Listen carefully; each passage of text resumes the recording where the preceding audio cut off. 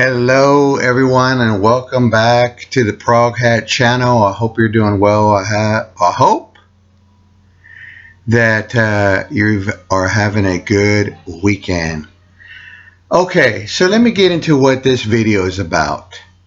I was thinking the other day, what if I just had to really cut down, purge down, and just keep 2 records of an artist or band? Which ones would they be?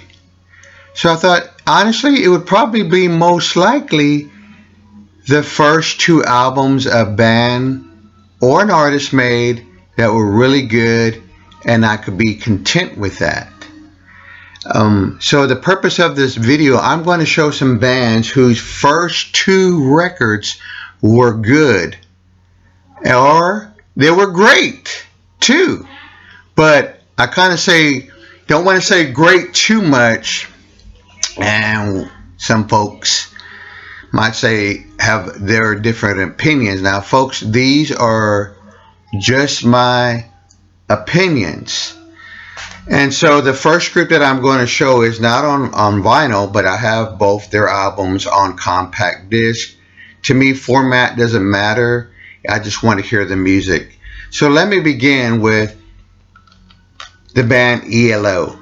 If all I could have was their first 2 albums, that would be great.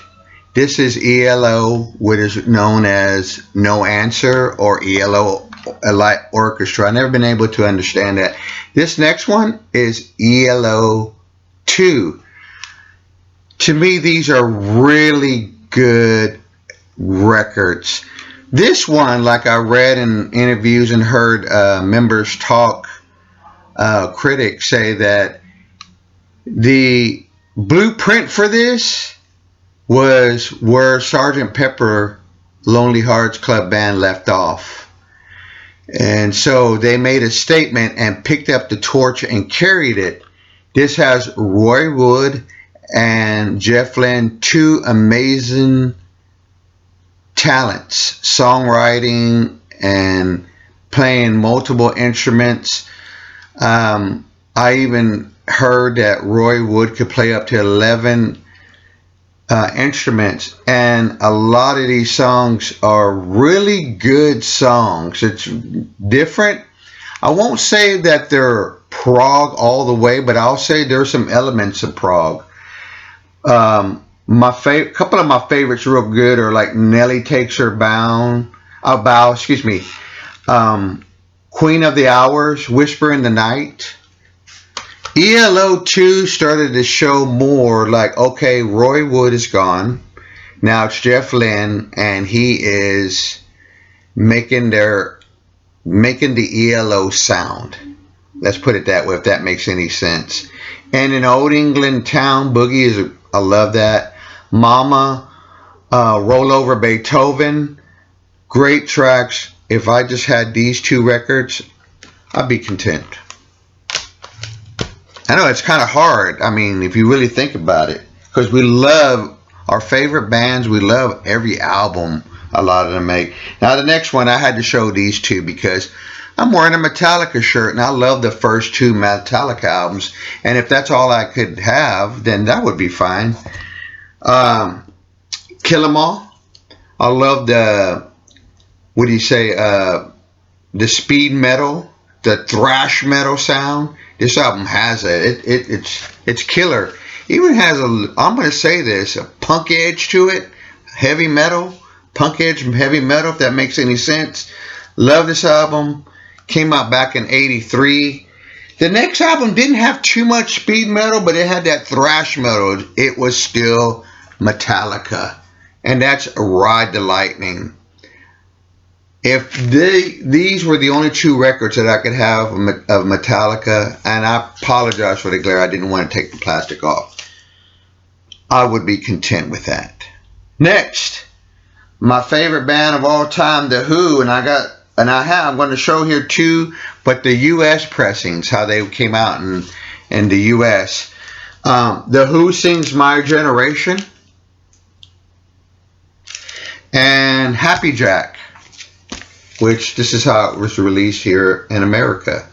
Now, I never really thought about comparing the two because I know, like for this one in the UK, it's called A Quick One While He's Away. In fact, these, you know, when I really think about it too, these first two records by these artists or these bands I'm showing, if they would have been just a one double album, I would be content with that. That would have been amazing. That's just, these are my thoughts, folks. But two albums that identify who the Who are with that mod rock. This one right here, because of the last song of A Quick One While He's Away, which is like a pre-Tommy, kind of gives you the idea, the story, backstory. But you could tell what a place they went to with making the album Tommy. Is these albums, I could have these on repeat. They have such great songs. They're short, but they're punchy. They're real catchy songs that get in your head. I always like Out in the Street, I Don't Mind, The Good's Gone, The Kids Are All Right, A Legal Matter. And on this one has a lot of my favorites. Like some of them are a little bit dark tunes, like Run, Run, Run, Cobwebs and Strange, Whiskey Man, and I Need You with that harpsichord in there. That's awesome. Don't Look Away, See My Way, and a really good ballad that I never understood why this wasn't a really big hit for them. So Sad About Us. Great guitar work on that song. All right, I have a few more to go here. Now we're getting into some prog. The first two King Crimson albums. And the Court of Crimson King. And the follow-up album of theirs, In the Wake of Poseidon. I think these are awesome albums. If they would have made the first two albums as a double album as one title, it would have worked, because they both seem to have the first one carries on into their second album of King Crimson.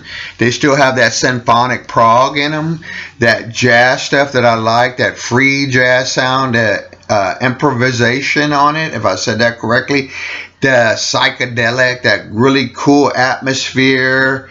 You still get the folkness of it. You get the mellotron, the woodwinds, all that in these two great albums by King Crimson. Sorry about the glare, folks. I guess it's getting a little bit dark here, and it could be the plastic on them, because, like I said, I was lazy. Oh, here's another one. If I just had to buckle down and just keep two albums of Pink Floyd, it would be the first two for sure. I love both these records. These records, I played them quite a bit, but the first Pink Floyd album is just mixed with killer tunes on here, especially the classic Astronomy Domine, Take Up Thy Stethoscope and Walk, Interstellar Overdrive, which sounds like if you made like a mix CD or mixtape and you put that song and go right into this, I think that fits in hand. This album right here is my all-time favorite psychedelic album, obscured by A Saucer Full of Secrets. A Saucer Full of Secrets. This epic song, especially the haunting dark of the song of darkness of Remember a Day, Let There Be More Light, and A Saucer Full of Secrets. Killer stuff. All right, one band left. If I had just to keep two Aerosmith albums, it'd be the first two, the Self-Titled and the Get Your Wings. Really good record. This record right here, I love the way that it sounds. It's almost like it's sounding like in a garage atmosphere. But with hits like One Way Street and Make It, those are great classic rock songs.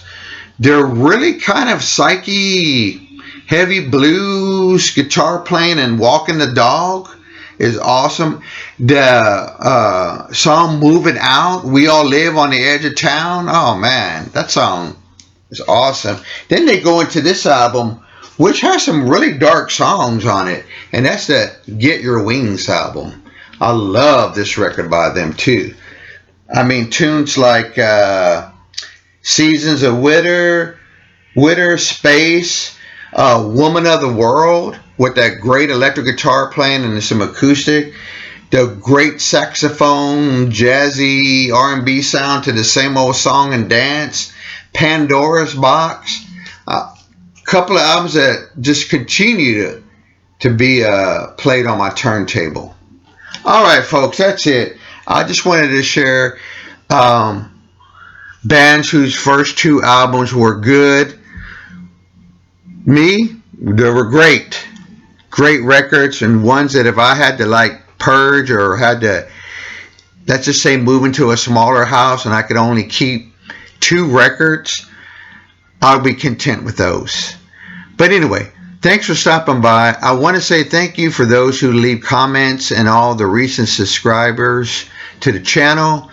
Please hit a thumbs up and leave me a comment. I'll see you on the next video. Have a great week.